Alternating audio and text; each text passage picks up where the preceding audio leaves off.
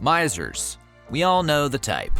They hoard their money and delight in their savings regardless of the human cost, or how incredibly rich they already may be. Ebenezer Scrooge from A Christmas Carol is the most famous miser of all time.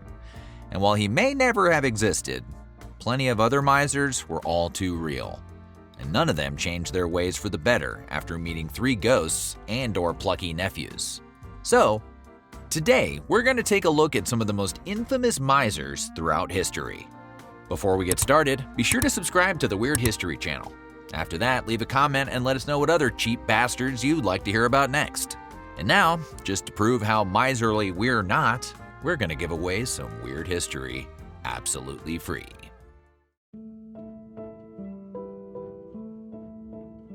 John Elwes, who lived from 1714 to 1789, was a member of Parliament in Great Britain, and he was so incredibly trope-settingly cheap, he's widely believed to be one of the main inspirations for Ebenezer Scrooge. Dickens mentions him by name in several of his novels, and Elwes may even be the model for the drawings of the character that appeared in the first edition of A Christmas Carol. What was the real Scrooge like? Well, he inherited his money, and then did his darndest to hold on to it. For example, he routinely went to bed at sundown to avoid buying candles. He also dressed in filthy rags instead of buying new clothes, a practice that frequently caused people to confuse him with a beggar and give him coins in the street. And whatever he was spending those coins on, it wasn't food. Report told that Elwes saved cash by eating food so maggot-ridden, it was said to walk around on his plate. Ugh. Perhaps his most impressive cheapskate move was choosing to live in vacant rental properties he owned when his tenants moved out. With his elderly housekeeper in tow, Elwes would live in whichever empty property he could, moving 2 beds and 2 chairs each time, and then staying there until the property was rented out. Daniel Dancer, who lived from 1716 to 1794, was another real-life miser who was mentioned in the works of Dickens and may have influenced the character of Scrooge. Dancer inherited his father's estate in 1736 at the age of 20, and from that point on, he basically just became a professional penny pinch. And he was good at it too. For example, he never bathed or washed his clothes. He made his sister work as his housekeeper, and he saved on the grocery bill by forcing her to cook partially decomposed animals he found in the wild. And later in life, when she became ill, he cleverly saved some money by refusing to pay the doctor and just letting her die. Heck, Dancer was so inhumanly cheap, he even removed his beloved pet dog's teeth so there would be no chance it would eat his neighbor's livestock, thus heading off any possibility of a lawsuit. Sounds like a great guy, right?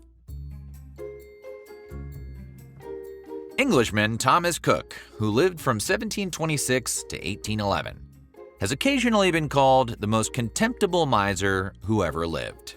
There's obviously a lot of competition for that title, so it may not technically be true, but Cook did manage to make a whole career out of being the worst person he could. How so, you ask? Well, he tricked his wife, a wealthy brewer's widow, into marrying him, and then inadvertently starved her to death because he was so stingy about spending on food. And then as a widower, Cook would always eat for free by visiting his friends at dinner time and reminding them that his will was still a work in progress.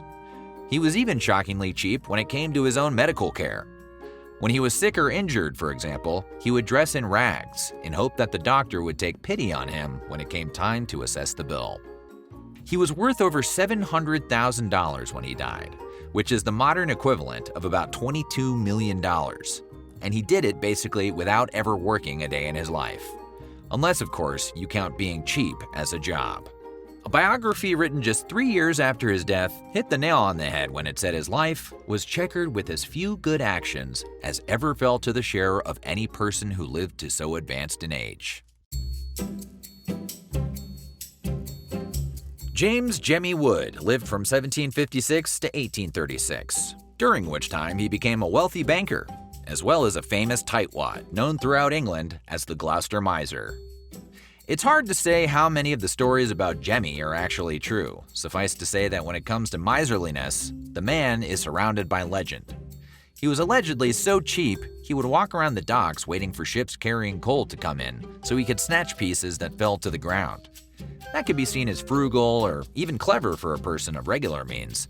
But for Wood to do it was like watching a rich person steal gas a cup at a time. Like many of the misers on this list, Wood wore ragged clothes and didn't like paying for transportation. A famous story even claims he once hitched a long-distance ride with a hearse, riding where the body would normally go.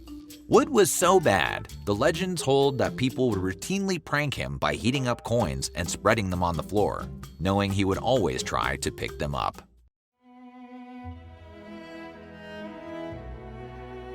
Englishman John Camden Neild, who lived from 1780 to 1852, was a landlord and a notorious miser, famous for leaving all of his property to Queen Victoria, who happily accepted it. Neild inherited his father's fortune, and then spent the last 30 years of his life being a miserly little about it. To save on expenses, he kept his massive house sparsely furnished, even to the point of going without a bed for a stretch. He also wouldn't spring for an overcoat, and the clothes he did have were in constant disrepair. If he were just cheap with himself, that's nobody's business but his own. But he had tenants on his vast estates in Buckinghamshire, and he routinely refused to repair their homes when needed. He even neglected a church on one of his properties, choosing to stuff the cracks in its walls with cotton rather than have them properly repaired. The cheap remedy caused a mess whenever it rained, and we wouldn't be surprised if Camden charged them for the cleanup. Wellington R. Burt was an American lumber baron who lived from 1831 to 1919, and in the early 1900s, he was one of the wealthiest men in the U.S. Unlike most of the other cheapos in this video, Burt wasn't particularly miserly in his day-to-day life. That being said, he did famously include a spite clause in his will that kept all of his children and grandchildren from inheriting his $100 million fortune. This guy doesn't sound so bad all of a sudden. That clause stipulated that no money would be doled out until 21 years after his last grandchild died. His kids did get small annuities, and thanks to a legal loophole, they later got a $5 million chunk. But the clause ultimately meant that only 12 of his many descendants ever received the bulk of his money, as he intended. And even then, they didn't get it until 2011, which was 92 years after he died. Why did Burt withhold his fortune? No one knows for sure, but most people assume he simply didn't like his family. In case you were worried this list was going to be all dudes with 3 names, we've got a miserly girl boss for you in Hetty Green, an American businesswoman who lived from 1834 to 1916. Known alternatively as the Queen of Wall Street or the Witch of Wall Street, depending on who you asked, she was likely the richest woman in the world when she died. She got that way, of course, by being super cheap. Despite being insanely wealthy, for example, she owned just one dress at a time, wore it until it fell apart, and saved money on laundry detergent by only washing the hem. Gross. She frequently tried to use free medical clinics under a false name instead of just paying for a doctor. She spent her life living in cheap apartments and rooming houses just to save money, and she was notorious for haggling with waiters when she could easily buy the entire restaurant. That being said, like Jemmy Wood, many of the tales told about Green's miserly ways are difficult to separate from urban legend. One such story holds that her son's leg had to be amputated because she didn't want to pay a medical bill. And in truth, her son did lose a leg, but according to her biographer, she did seek treatment for his condition, and she did pay the bill. J. Paul Getty, who lived from 1892 to 1976, was a famous collector of art and antiquities, as well as a billionaire oil man. You probably wish you had a grandpa who was that rich, but we promise you wouldn't want him to be J. Paul. We say that because Getty famously refused to pay a ransom to his grandson's kidnappers, even after they cut off the kid's ear and mailed it to a newspaper office. He eventually gave in and loaned his son the money to pay the, by then, heavily discounted ransom. But notice we said loaned. Getty forced his son to pay back the ransom with interest. Getty later defended himself, saying that giving in to the initial demands would have placed his 14 other grandchildren at risk. But since that doesn't explain the whole pay me back with interest thing, Most people think he's full of it. After all, this is the same guy who installed a payphone in his mansion so his guests wouldn't rack up his phone bill. Haroldson Lafayette Hunt, who lived from 1889 to 1974, was a billionaire Texas oil tycoon, which we suppose is the only thing you can be with a name like that. Despite having more money than God, H.L. Hunt pinched pennies by cutting his own hair, driving himself to work in an old car, bringing his lunch to work, and parking down the street from his office so he didn't have to pay the 50-cent parking fee. Worst of all, he was also known as a notoriously crappy tipper. It was so bad, he became the inspiration for the character of J.R. Ewing on the television show Dallas, an iconically evil businessman played by Larry Hagman. The character became a shorthand for crooked rich guys.